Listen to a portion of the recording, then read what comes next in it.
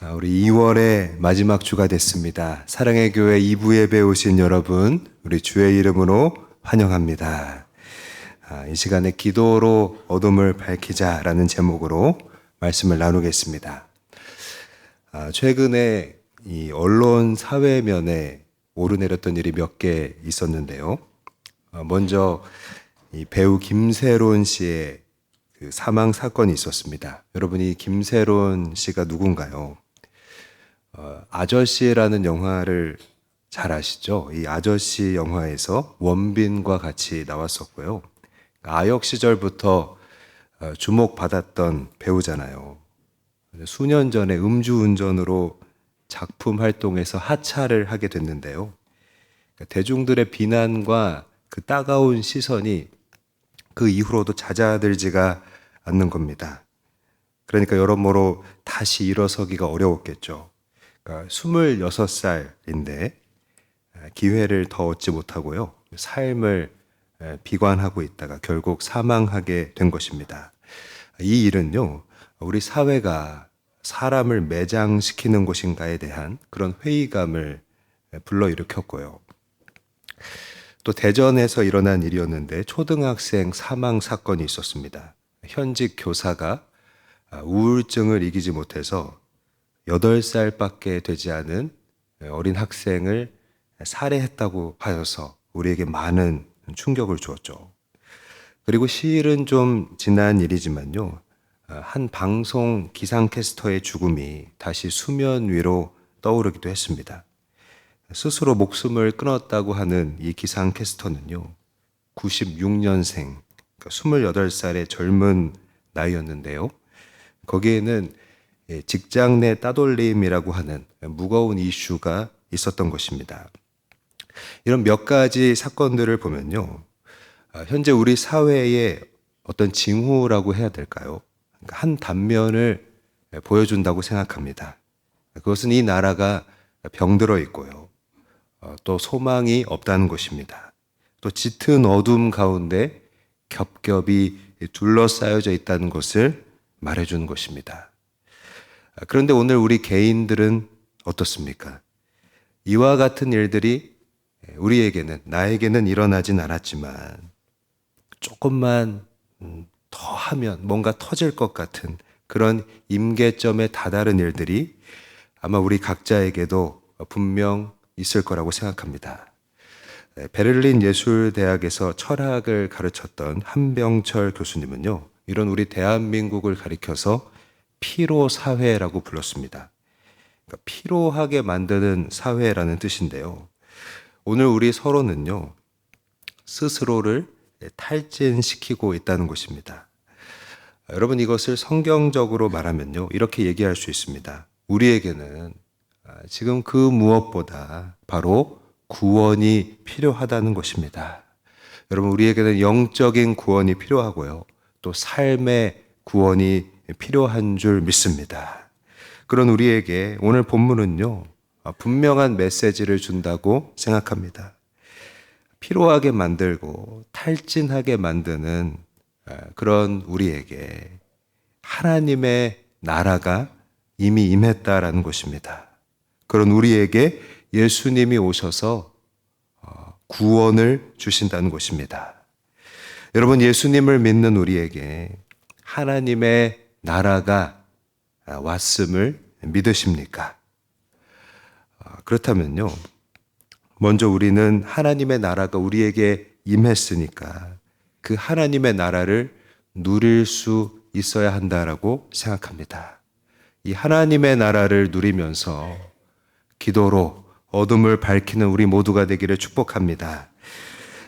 제가 최근에 이제 핸드폰을 오래 사용을 해서 이제 기기 변경을 한번 해볼까 하고 이제 두근거리는 마음으로 그 통신사에 방문을 했는데요.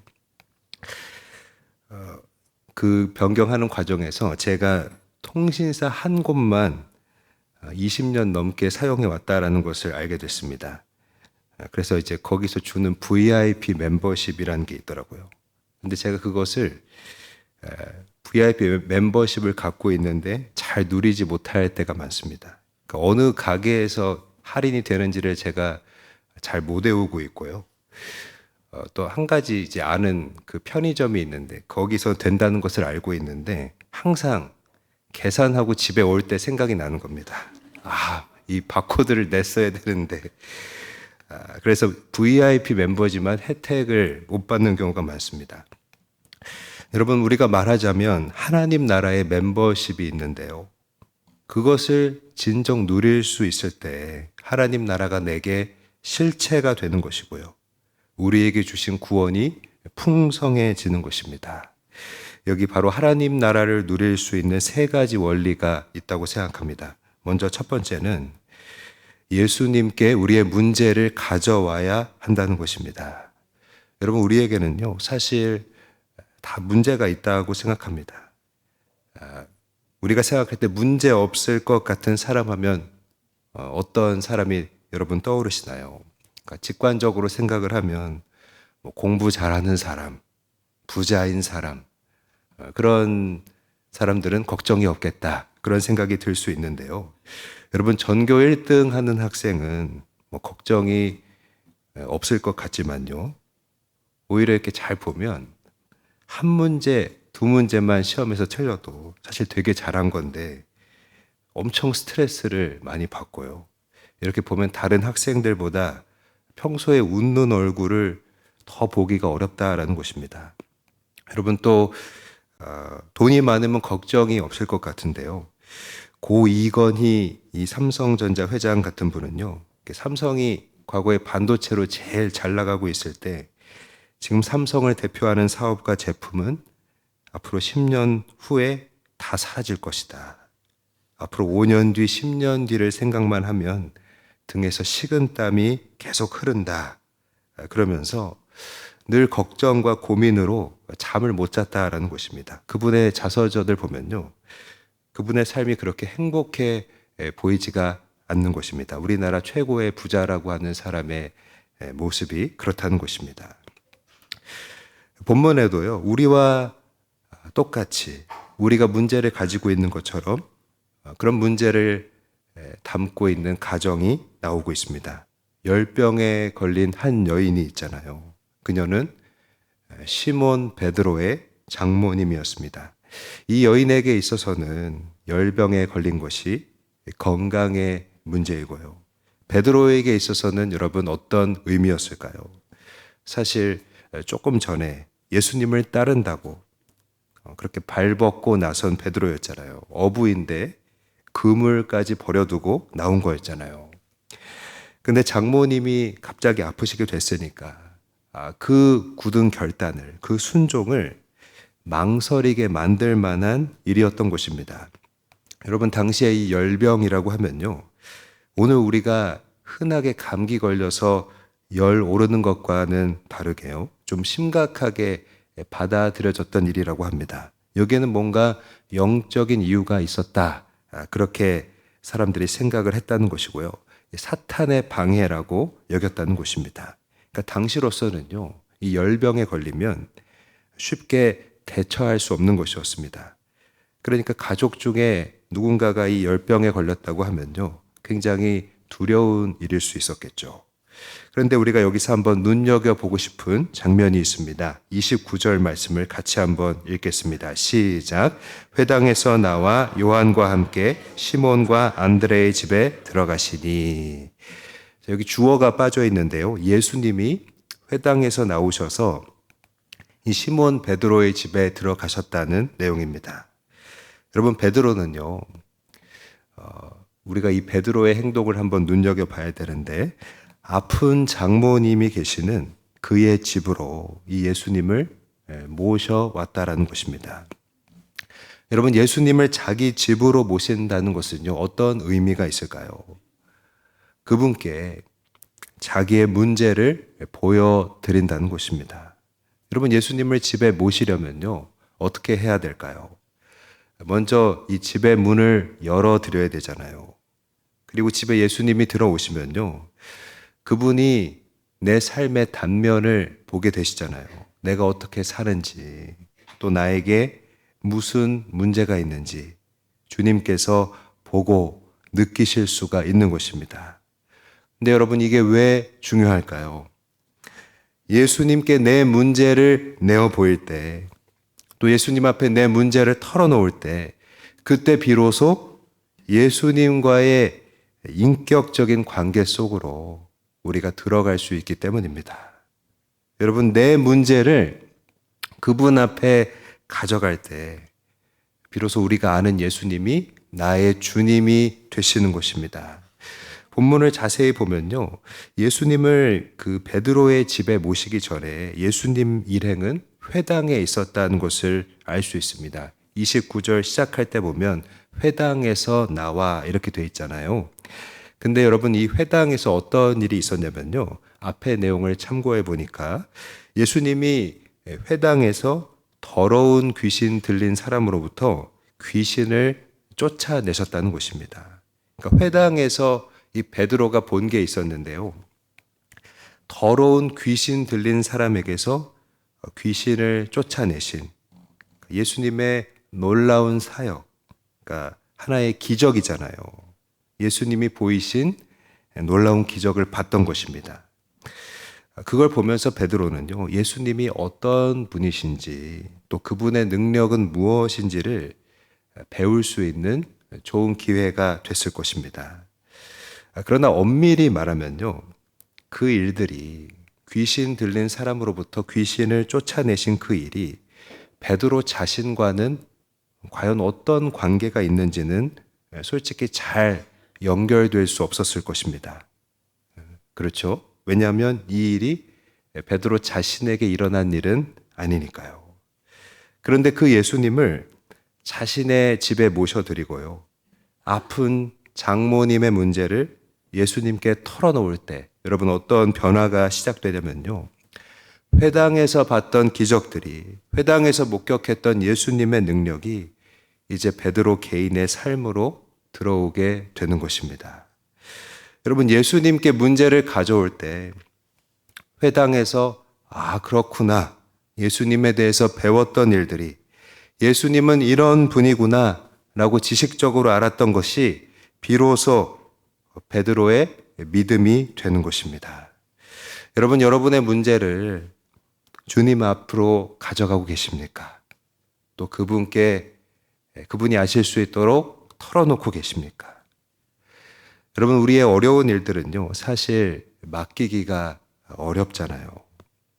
베드로도요, 장모님의 병을 고쳐주세요라고 예수님께 말하기가 아마 그리 쉽지 않았을 것 같습니다. 그러나 우리가 주목하기 원하는 것은요, 문제의 크기가 어떻든지를 떠나서 베드로가 그 문제를 가지고 여러분 예수님께 나왔다라는 것입니다. 여러분, 우리가 다 문제를 가지고 있다라고 했잖아요.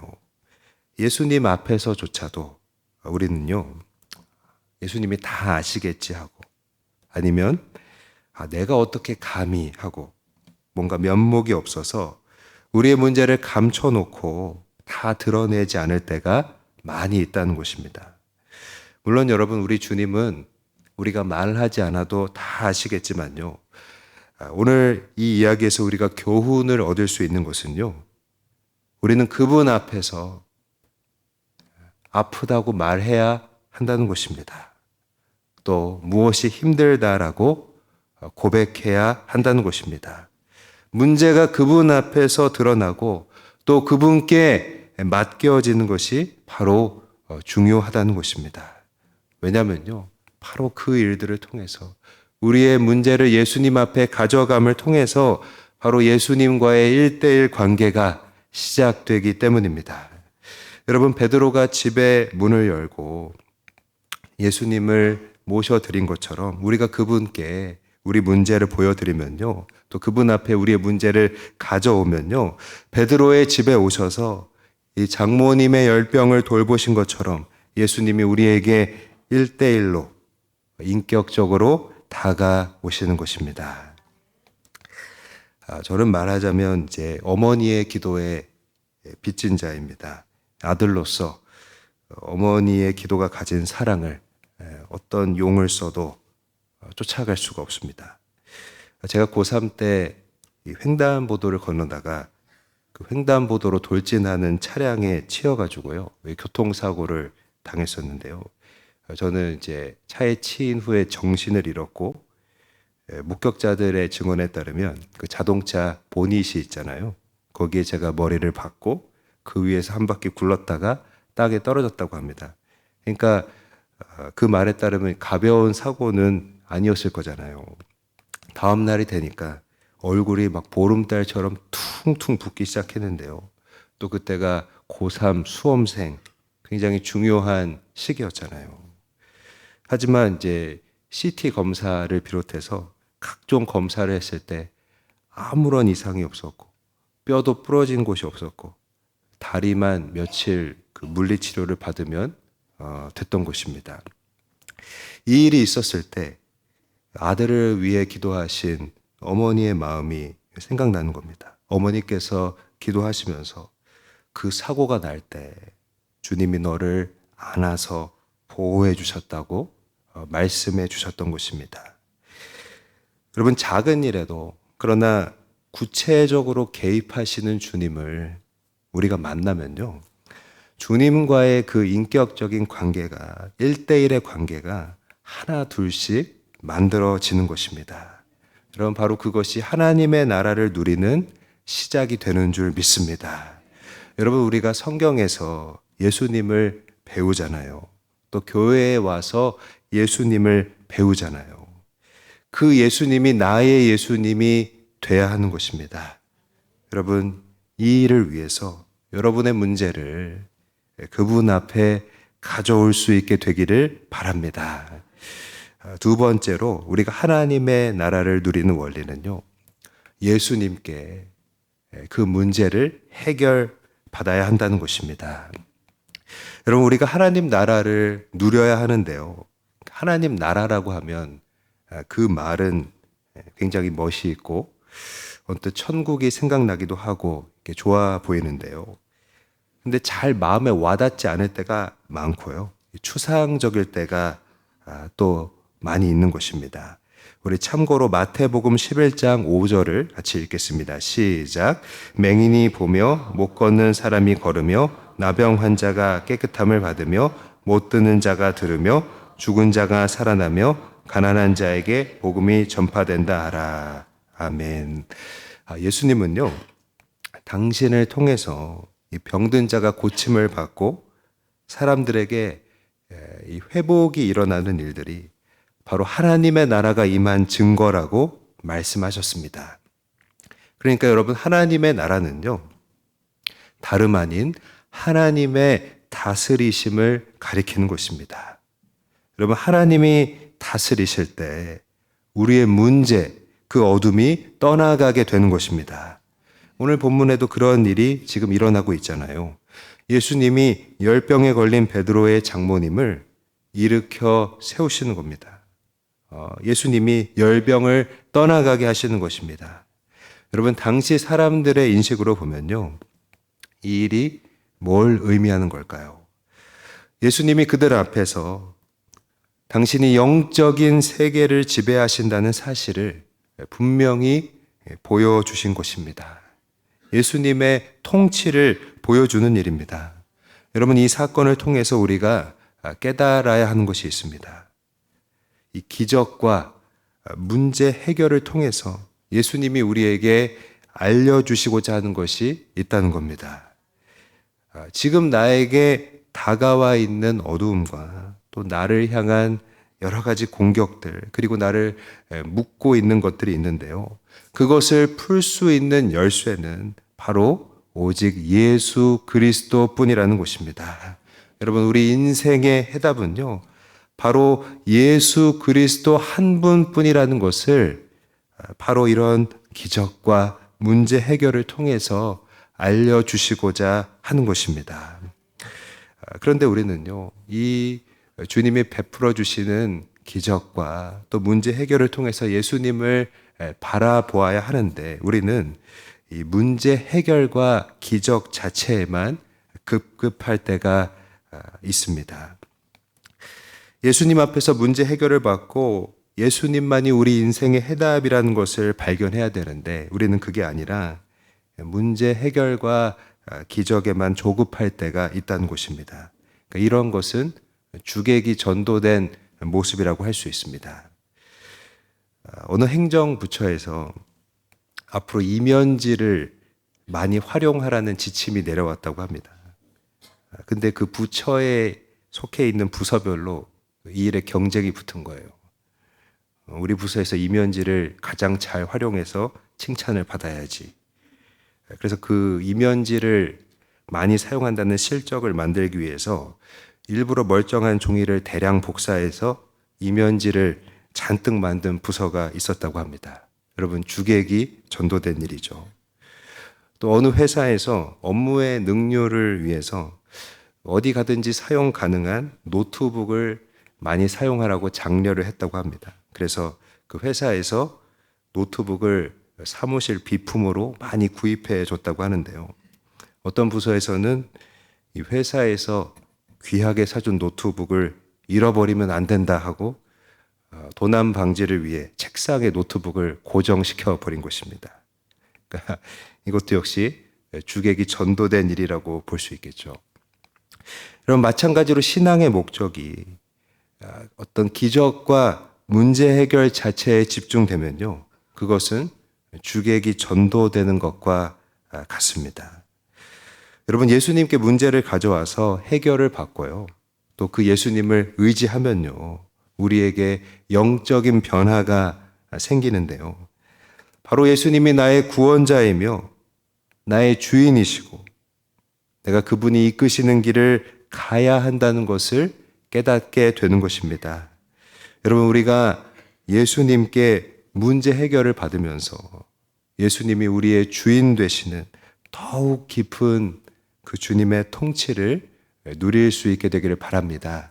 주님이 우리에게 베풀어 주시는 문제 해결을 통해 예수님만이 우리 인생의 해답이며 우리의 따라야 할 유일한 길임을 더욱 깊이 발견할 수 있게 되기를 바랍니다.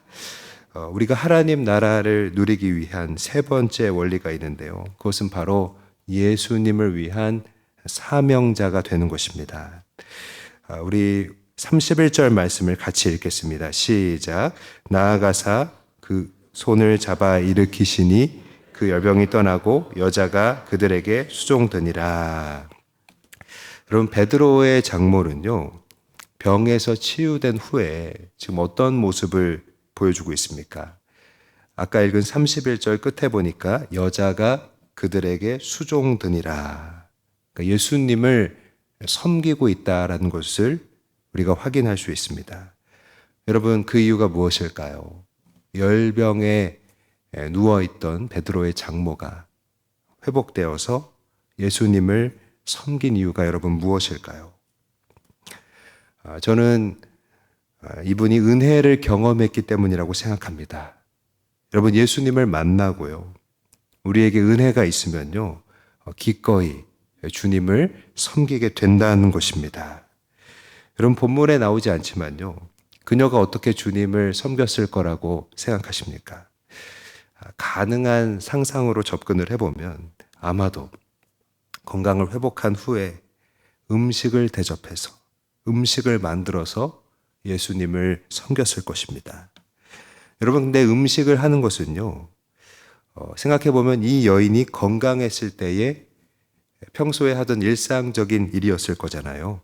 그러니까 예수님을 만나고 여러분, 문제 해결을 받으면요, 그 일상이, 그 삶이 회복된다라는 것입니다. 여러분, 예수님 만나고 은혜를 받으면요, 우리의 삶이 회복되고 또 그 은혜로 예수님을 기쁨으로 섬기게 되는 줄 믿습니다. 여러분, 이렇게 우리가 각자의 삶으로부터 예수님께 문제를 가져오고 또 문제 해결을 받고 그분을 섬기게 되는 이 변화가요, 바로 우리가 사명자가 되는 길이라고 생각합니다. 예수님이 우리의 주인이심을 알고 우리가 그분의 통치를 받으면서 다름 아닌 바로 그분을 섬기게 되니까요. 여러분, 이 베드로의 장모의 열병이 치유되고 나서 머지않아 곧 그 마을의 사람들이 다 이 집에 몰려들기 시작했습니다. 그러니까 여기는 가버나움이라는 동네였는데요, 이 가버나움의 집들은요, 방이 한 개밖에 없는 구조였습니다. 그러니까 집이 넓지 않았다라는 얘기고요. 그래서 몰려든 많은 사람들은 그 집 안에 다 들어올 수가 없었을 겁니다. 그러니까 여러분 한번 상상을 해보십시오. 방문은 딱 하나가 뚫려 있는데 온 동네에서 몰려든 그 사람들 앞에서는 그 문이 굉장히 좁아 보였겠죠. 예수님을 보려고 온 동네 사람들이 이 방문 앞에 다 집중되어 있는 것입니다. 그러니까 이 방문이 몰려든 많은 사람들 앞에서는 아주 작은 점처럼 여러분 보였을 텐데요. 그 작은 점에 모든 동네 사람들이 다 모였다라는 것을 한번 상상해 보십시오. 이것을 뭐라고 말할 수 있을까요?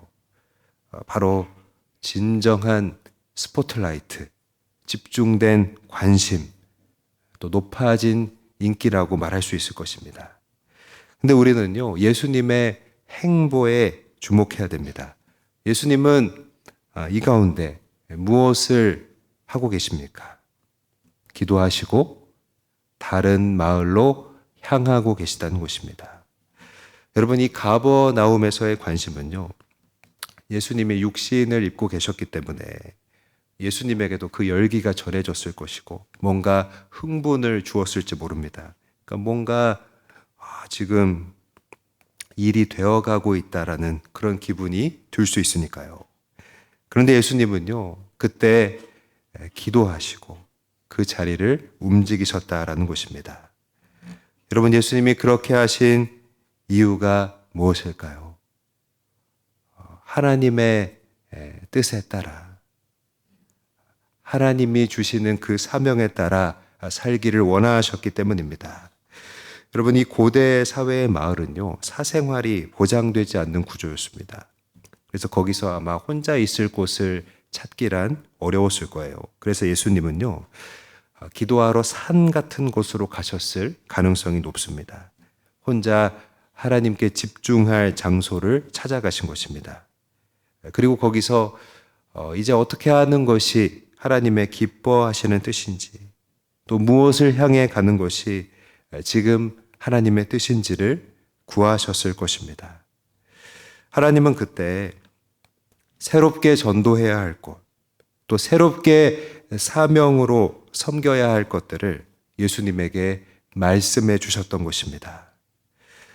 마침 예수님이 기도하시면서 동이 터왔다라는 것을 말씀은 보여주고 있습니다. 여러분, 기도할 때 어둠은 물러가게 되는 것이고요. 기도할 때 하나님이 원하시는 사명을 깨닫게 되는 줄 믿습니다. 여러분, 여기서 우리는 무엇을 발견할 수 있습니까?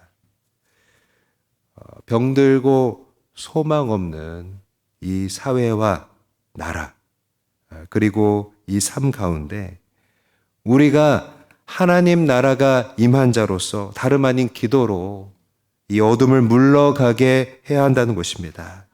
주님은 바로 이렇게 주님의 뜻을 구하는 우리의 기도를 원하신다는 것입니다. 여러분, 열병에 걸린 장모와 그 앞에 멈춰버려 있던 베드로에게 예수님은 왜 그 가정에 오셔서 어둠을 물러가게 하셨을까요? 주님이 진짜 살게 하시기를 원하는 베드로와 그의 장모로 하여금 진짜 이렇게 살았으면 하는 그 인생이 있으셨기 때문입니다. 여러분, 무기력하고 또 탈진하기 쉬운 오늘 우리에게 예수님은 왜 우리의 어둠을 물러가게 하신 걸까요? 주님이 오늘 예배하는 우리 한 사람 한 사람에게 원하시는 길이 있기 때문입니다. 바로 주님의 뜻을 구하고요, 주님이 주시는 각자의 사명에 순종하기를 원하시는 것입니다. 주의 뜻을 따라 사명의 길로 순종할 수 있는 사람들, 주님께 기도하면서 어둠을 물러가게 할 수 있는 사람들, 바로 그 사람들로 지금 우리를 부르고 계시는 줄 믿습니다. 여러분, 주님은요, 기도하시고 또 다른 마을로 복음을 전하기 위해 가셨습니다. 주님은 기도하시고 어둠을 물러가게 하시면서 하나님 나라가 곳곳에 임하게 하시는 그런 삶을 사셨습니다. 사랑하는 여러분, 오늘 우리에게도 하나님의 나라가 이미 임했음을 믿습니다. 기도하면서 어둠을 물러가게 하고 기도하면서 사명자로 살아갈 수 있는 우리 모두가 되시기를 주의 이름으로 간절히 바랍니다. 말씀을 마무리하겠습니다. 여러분, 예수님과의 만남은요, 우리의 삶을 회복시키는 것입니다. 여러분, 우리가 예수님을 진정으로 만나게 되면요, 다름 아닌 하나님의 나라를 누리게 되는 것입니다. 하나님이 우리의 삶을 다스리시는 것입니다. 우리의 삶의 회복이 일어나는 것입니다. 우리를 창조하신 목적을 우리가 깨닫고요, 그 주님을 섬기게 되면요, 여러분 어떨 거라고 생각하십니까?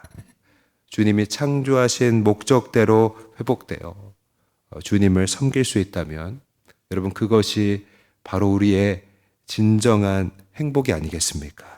그것이 바로 하나님 나라를 누리는 삶인 줄 믿습니다. 여러분, 이를 위해서는요, 우리의 의지와 결단이 반드시 필요하다는 것입니다.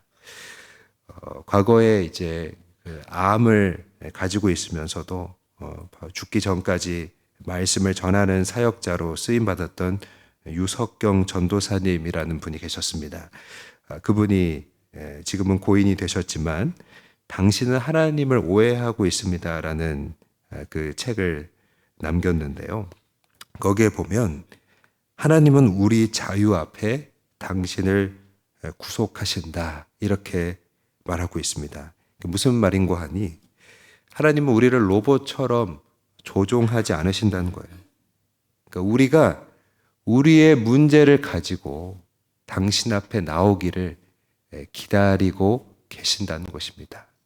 베드로가 예수님을 모시고 자기의 집 앞에, 자기의 집에 예수님을 초대하고 장모님의 그 열병을 예수님 앞에 보인 것처럼요, 우리가 우리의 문제를 가지고 예수님 앞에 나오기를 주님은 기다리고 계신다는 것입니다. 여러분, 예수님께 문제를 가지고 나올 수 있는 우리의 의지적 결단이요, 바로 하나님 나라가 임하게 하는 것입니다. 우리가 문제를 가지고 주님 앞에 나와야 여러분, 그 문제가 해결될 수 있는 것이고요, 그 은혜로 예수님을 섬길 수 있게 되는 것입니다. 하지만 결단하지 않는다면 하나님 나라를 보기가 어렵다라는 것입니다. 사랑하는 여러분, 우리 모두가 하나님의 나라를 누리며 살아갈 수 있게 되기를 원합니다. 문제를 주님께로 가져올 수 있기를 바랍니다. 그리고 그 문제를 해결받고 정말 우리 인생의 해답은 오직 예수 그리스도뿐임을 확신할 수 있게 되기를 바랍니다. 그래서 기도로 어둠을 밝히고 기도로 사명자로 살아갈 수 있는, 그 은혜로 주님을 섬길 수 있는 우리 모두가 되시기를 주의 이름으로 간절히 바라고 사랑으로 축복드립니다. 하나님께 영광 돌리겠습니다.